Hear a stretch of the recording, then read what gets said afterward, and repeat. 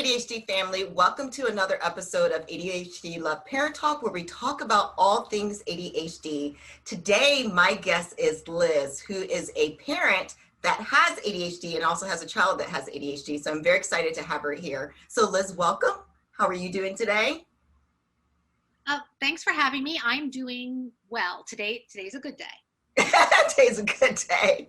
Yes, I understand. You told me the story, so I completely understand. So tell the audience a little bit about yourself and why do you know so much about ADHD, even though I gave them a hint. Well, I've known about ADHD since the 90s when I was diagnosed, but I didn't really start talking about it openly until after my son was born. Okay. And after my son was born, I very quickly realized that in order to parent him and to be the mom I wanted to be, I was going to have to deal with this. I always say the ADHD thing. Like, I could no longer ignore it. And so I have basically been in research and community building mode for 5-6 years now. Wow, that's cool. Yeah. So tell me, so when were you diagnosed and what type were you diagnosed with? Well, I was diagnosed in like 1990, somewhere between the summer of like 91 and 92. Okay. I don't remember the exact like time of year, but I was only in 7th grade, going into 7th grade. And at the time, I think they considered me pretty much inattentive. Okay. And back then, they said ADD. Right. They would just say ADD. So that was from the time I was, I guess, in 7th grade until I graduated from college, basically. It was presumed by my family doctor that I had ADD. And so it was always a known thing. Okay. It was never a shock. I knew it the whole way through college. It's just that I considered it an academic thing. And so I just took my medicine. I would not have graduated, most likely, if I did not. And I graduated, and then I was like, oh, I'm going to start my life now. Like, that was it. That's so funny. So let me ask you, being a 6th, 7th grader, like, how did you feel when you got the diagnosis? Because it sounds like they didn't really describe it to you or what it really meant. How did you even feel about it? Well, it was really confusing because I was actually the first person in my middle school to be going down to the nurse at lunch to get meds. Okay. And I didn't really find it embarrassing, but I also didn't tell anybody. Like, I would just tell my friends, I'm going to go back to my locker and get something and I'll meet you at lunch. And so I would just go to the nurse, get my stuff, get my pill, go down to lunch. And nobody really knew. I did have close friends in middle school that knew. Okay. And like the one, her dad was actually a doctor. He didn't specialize in psych or anything, but he was a doctor. And she knew, and her parents knew, because if I spent time at their house, my mother would tell them I took these medications. So I did have friends that knew. I don't remember feeling particularly ashamed about it. It was in my mind, and even for my parents to a degree, I think it was an academic thing. The whole reason it was discovered was because I was in a gifted program and my mom wasn't happy with my grades. Really, that is the whole reason it was discovered. So, like, to them, I think it was like, oh, if we can give her this medication and her grades go up, then we're happy. Like, they didn't really, so I wasn't embarrassed, but okay. It was a thing. It was just ever present for most of my academic life. Funny. So let me ask you, so if a parent is just really not sure if they should get their child diagnosed or tested to be possibly diagnosed for ADHD, because some of them, they're either living in shame, even as a parent, or they just don't know what ADHD is, or they just don't want their child to have a label. What is your thoughts and advice around that, about getting even their child tested? Well, what I always tell people, especially when it comes to children, and it's funny because I have friends who do this sort of stuff, a lot of them will say, it's not so much that I don't want to know, that I don't want to do the testing. It's more that once we have the label, we can never get rid of the label. And, my response is that might be true. That might be true, especially if the school system becomes involved or your diagnosis comes through a school psychologist in conjunction with, your family doctor or whatever. I think what I always tell people is we shouldn't be so afraid of labels because it opens the door to so much information, first of all, and information's always power, but also services. Why would you want your child to struggle, whether it's in school or socially or otherwise? Why would you want your child to struggle if there is help available? If you don't get the diagnosis, you're not going to get any help, academic or otherwise. So I understand not wanting the label, but you're only hurting yourself and your child by avoiding it. And the long term consequences of untreated ADHD are so much worse than getting the diagnosis. Yeah, that makes sense. So for parents, even though you actually got your diagnosis early, so parents like me, and there's so many other parents that get their diagnosis much later in life, especially a lot of women because they're missed. What is your advice to them in terms of, I've been doing this for a long time, so why should I even bother getting tested? I mean, what would you say to them? Well, if you think, no, if you, first of all, if you already have a child who's been diagnosed, we know the genetics of this. Um, if you have had a persistent, over the course of your life, persistent challenges, in every area of your life, from your work life to your interpersonal relationships to your academic life when you were younger, maybe, if you have had pervasive and persistent issues across all spheres of your life and your child has already been diagnosed, I would just ask myself, if there is something I can do to make my life better, like if there's something I can do to empower myself, I get sick of the word empower, but if there's something I can do to give myself more agency, then why would I not do it? Right. Yeah. And did you have conversations with your child about ADHD, as you, and we'll dig a little bit more into your child, but just in general, did you have those conversations with your child about ADHD? Um, I I had him tested in no, first grade. I was going to say kindergarten. It's first grade, and I did not at that point explain to him what I was testing for and Okay. why I was pushing for the testing myself. I did it myself. Um, but now that he is older, I would say he's 10. I would say in the last 2 to 3 years, we have started having these conversations about how mom and Elliot have, we have a special brain. It is not like dad's brain. I often throw my husband under the You, bus. you have the And special brain, not like his. right, right. I'll be like, listen, we are not like dad. Okay. Like you and I sometimes have to take a different path to get to the same result. And like when he's struggling with something and I'm sitting there and I'm trying to be patient and we're trying to work through it, and I'll say, and he'll look at me and he'll say, is this because of our special brain? And I'll be like, yeah, probably. Yeah. We need a lot more repetition, say with math. We need to do a lot of repetition. And he'll be like, okay. So, and I think that way of framing it as we have a special brain is a difference in our brain. That's what I tell him. And he has been, up to this point, satisfied with that. Okay. So that's how I framed it for him.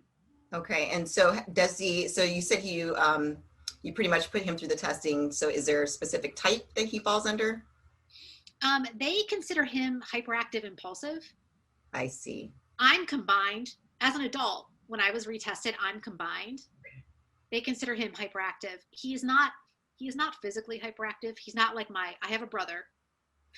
He is not like my brother, but he is impulsive more verbally. He will say inappropriate things. Yeah, that's very similar to my child all the time, every Yeah. day. Because I don't know how your son is, but because of when we did all the testing, his IQ is pretty high. It's like higher than my husband and Mm. and we don't tell him that. He's not allowed to know he's smarter than us. He's not allowed to. But the academic stuff, a lot of it, not always, but a lot of it comes very easily to him. That's good. He can be very difficult for other kids when he gets a concept and he's like, what is your problem? So yeah. So he's considered hyperactive impulsive, but I think it's more of that sort of behavior than like a physical. Gotcha. Yeah. That makes sense. So it's really interesting to hear your story, because there's so many parents that are going through trying to understand ADHD for themselves and then trying to help their children. So what are your tips in terms of trying to balance that, right? So how do they balance what they have to learn for themselves, and then how do they balance implementing certain strategies for their children? Well, right now it's different with so many of us trying to do the school stuff at home. But like the first thing I set out to do, because I had taught high school kids, the first thing I set out to do when he was young, like when he started kindergarten, was to have a relationship with his school. Mm. Because I knew that the behavioral stuff would be what was noticed and what held him back. Because when a kid gets kicked out of the classroom all the time, they're obviously not going to be learning the things they're supposed to be learning. So that was my number one thing. Depending on your situation, if you're not a homeschooler, if your kids without a pandemic are normally going to school, when they start school, like in kindergarten, if you're suspecting, and it hasn't been tested out, but you're suspecting, my first thing would be have a relationship with your school. Mm. Because when stuff starts to happen, like if your kid gets in trouble on the playground, in class, like whatever it is, you need to have a relationship with them. If it becomes adversarial, you're not going to get what your child needs. Like even if you don't like the teacher, like just try, like like try to have that relationship with whoever is educating your child first. If you are trying to, if you have even a younger child and you're trying to balance like what you need to take care of you and, you know, raising the healthiest possible child, like I would say, and this is something again that is hard right now in this period of time, but you need to make space for like your own frustration and your emotions around it.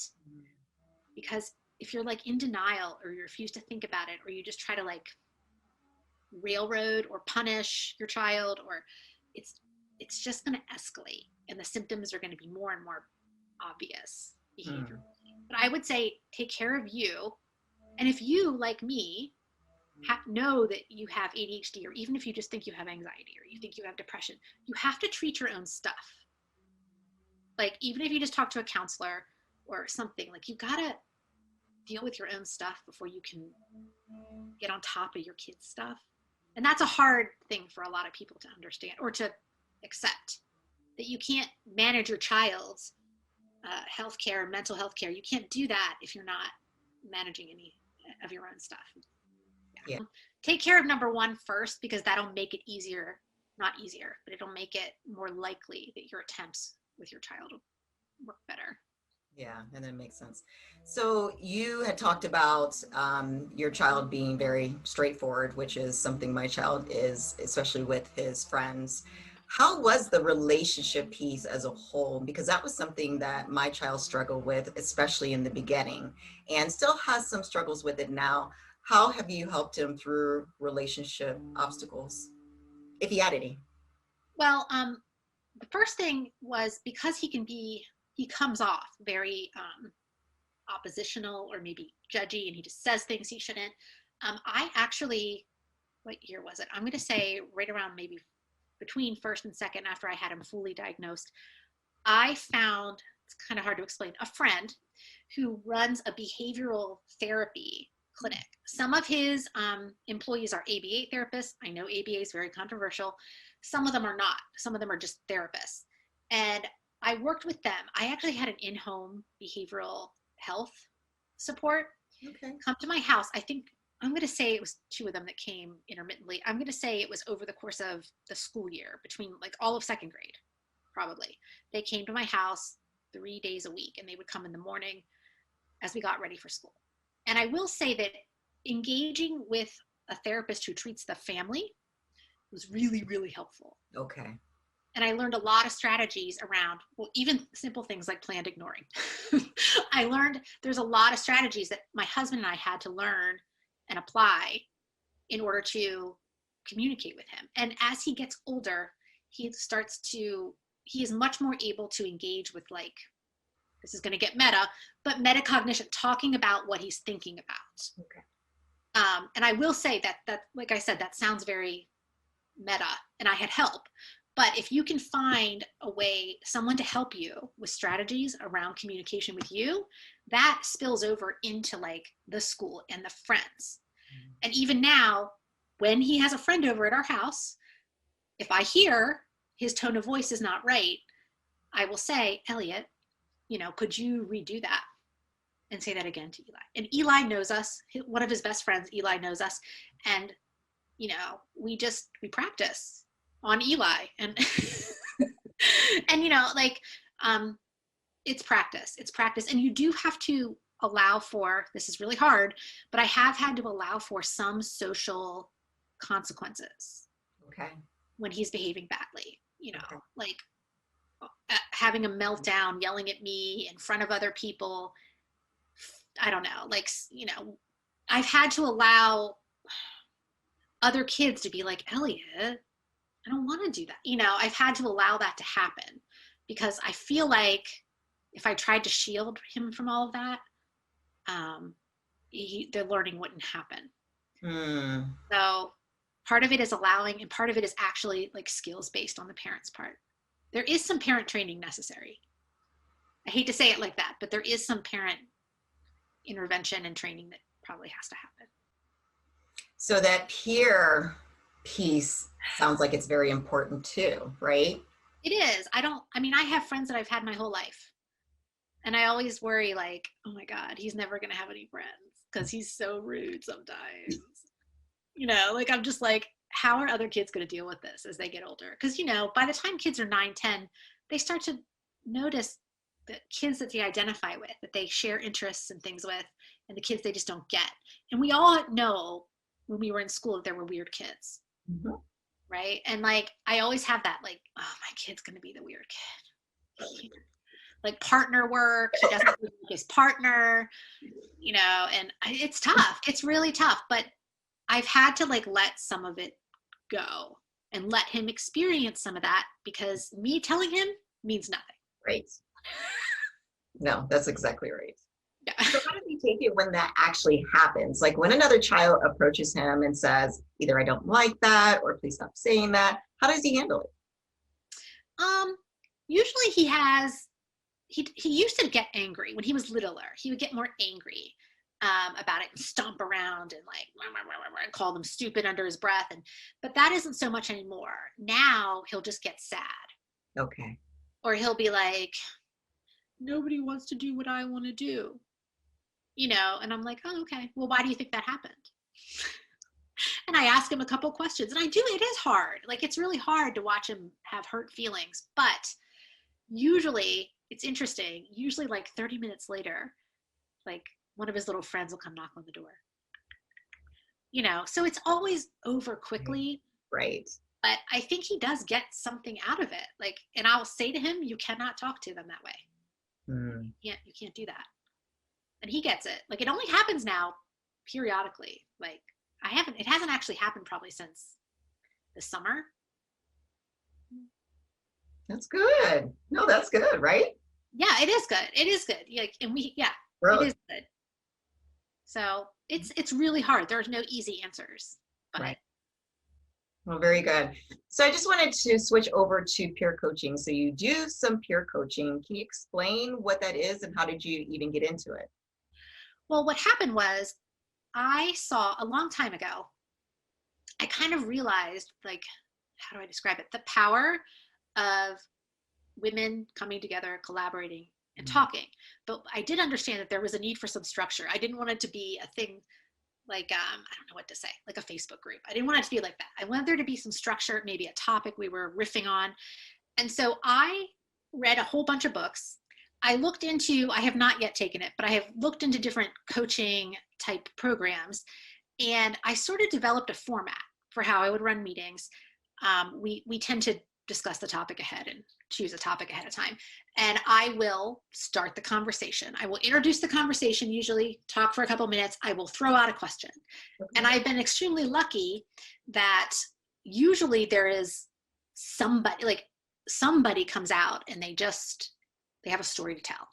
They tell their stories. And a lot of times I will let the other women ask questions of this person. I'll let the other women do it. And then I will go in and start asking my nosy questions. And a lot of times when you ask somebody, this is one of these coaching things, when you ask somebody the right questions in the right way, they will think they're like, you don't have to tell them like what's going on. And it's been really interesting to hear people's stories, to hear other women respond to their stories, and to, at the end, by the time we're done, the person who originally like started, it's so interesting how they'll always be like, oh, I feel so much better. And they did it themselves. Like they just figured it out themselves. But I don't know. I just designed it. I just like made up a format for how I would run my meetings. And I decided I wasn't going to call myself a coach, having no certification. So I just started calling it peer coaching, because I felt like it wasn't coming from me. It was coming from everyone in the group. Okay. So. And then, so why that versus like 101 or, just general group coaching? I mean, what attracted you to this direction? Well, I think I was involved when I started gathering women and just having conversations about life. I think I noticed right away how much people got out of those conversations. Gotcha. And I just thought to myself, the thing with one-on-one is that, and maybe this is an ADHD thing, I don't want my calendar to be like this person, this like blocked off. I don't know why I just didn't want to do that. And I thought, well, how can I hang out with women and talk about important stuff and make it impactful and make it not take up my entire day? So I don't know. It's just something I've literally been planning it since 2015. Like, oh, wow. I always knew, even when I started writing, I always knew the end game was to gather people together. So, yeah. So did you really just kick it off last year? Yeah, I really built out the enclave, like on the Mighty Network site. I really built it out starting in was it 2020? No, I'm thinking that like the middle of 2019, I started to build the platform. And I started to invite some of the women that I already was having conversations with. Okay. I started to invite them in 2019. And in 20, I really focused on building it out, trying to figure out what the needs of people were, like how much interaction people wanted, to what degree, how much money people were willing to invest in this type of program. And I just really worked on it in 2020 and tried to refine the process. And then I took on a partner at the end of 2020, so who is a coach. So okay. She does the coaching. Yeah. That is too funny. So, excuse me, if somebody wanted to just learn more about your peer coaching, how can they find out more information about it? Literally, the easiest way to read about it is to Google the ADHD Enclave. Oh. And what will come up will be the Mighty Networks. There's like an info page. And on that info page, you can see what we do on there. That's the easiest way to. Very cool. Yeah. That is very cool. Very easy. So just to close things out, so is there any other tips, tricks that you would like to share? Anything you didn't get to say in the beginning about, as a parent that has ADHD or as a parent that has an ADHD child, anything that you want, any last minute thoughts for the parents?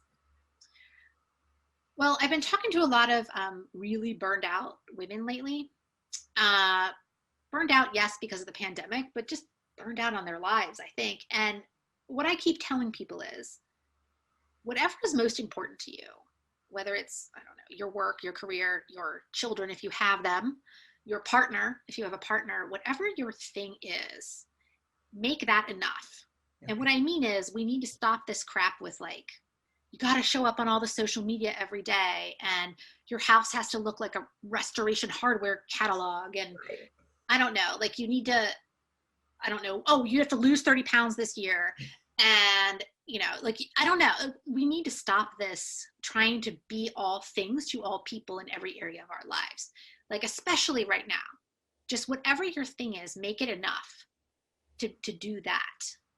Just, I don't know, make it enough. You're enough. You're enough. Stop trying to add more, or I don't know. Yeah.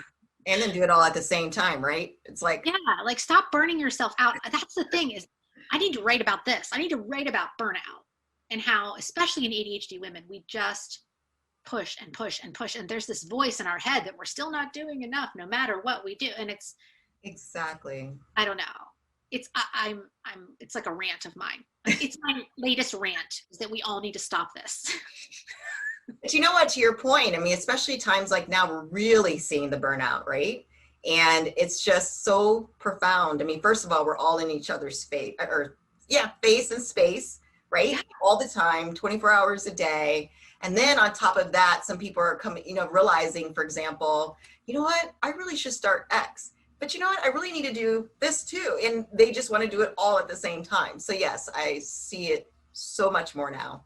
Yeah. And I think the ADHD brain has this tendency to see things in very like black and white, success, failure, winning, losing kind of Right. ways. And I think, unfortunately, our response to feeling helpless in the middle of everything that's going on in the world, our response to that tends to be to double down and to, the self-talk gets really negative. And I just don't think it's helpful. I mean, less now than ever. I agree. So do you have any recommendations in terms of books to read or podcasts or YouTube channels, anything that you can recommend? I really like the ADHD Good Life in terms of podcasts. I really like her podcast. I only really listen to two ADHD podcasts. I listen to The Good Life and I listen to Translating ADHD Oh, with okay. Shelly Collins and Cam Gott, two coaches who I really like. Those two podcasts are my favorite podcasts. Okay. In terms of books, it kind of depends on what you're looking for. Like there are different books for kids and there are different books for adults. I currently run, and I do not have the book, I currently run a book discussion group for ADA, and it's all around Sari Solden and Michelle Frank's book, Radical Guide Nice. for Women with ADHD. I don't have it. I would show it to you, but I don't have it. I left it in the other room. But that book for women that are really trying to identify and sort of untangle their identity issues with the ADHD diagnosis, that is a great book for women. There's so many good books, but that's the one I'm working on right now. Very nice. And then just the last question, if they went or had any more questions for you specifically, what is like your Instagram handle or any other way they can connect with you? Well, I was trying to make this so easy that I switched everything to Healthy ADHD. So you can email me at healthyadhd@gmail.com. You can find me on Instagram as Healthy ADHD. You can find me on Twitter. I hang out a lot on Twitter right now because I don't know why. I just started, so I find it. I'm a word person, right? So the words, you can find me there as Healthy ADHD. You can find me, I think everywhere it's Healthy ADHD. Yeah, just email me if you really want to find me. Just email me. I will answer. Maybe not immediately, but I will answer. Cool, Liz. Well, thank you. Thank you so much for joining me on this episode. It was so exciting to talk to you, so I'm glad you came. Well, thanks for asking. I haven't done anything fun in a while. Girl, I hear you.